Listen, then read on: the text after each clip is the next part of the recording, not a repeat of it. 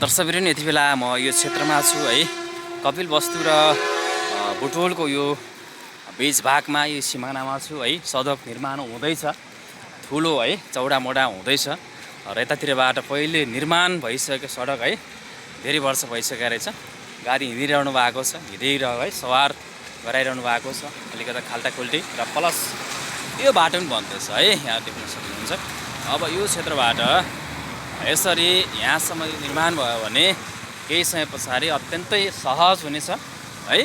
बुटवलदेखि कपिलवस्तु अगाडिसम्मको यात्रा अत्यन्तै राम्रो सहज हाइवे सलल हुनेछ है। ल सेयर गरिदिनुहोस्, फलो गर्नुहोस् यो भिडियोलाई है, लाइक कमेन्ट गर्नु होला है।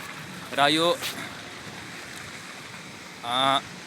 यहाँ माथि यो गेट देख्नु भएको छ है, यहाँबाट भित्र लुम्बिनी प्रदेशको प्रवेशद्वार भनेर लेखिएको छ है। ल फलो गर्नु होला।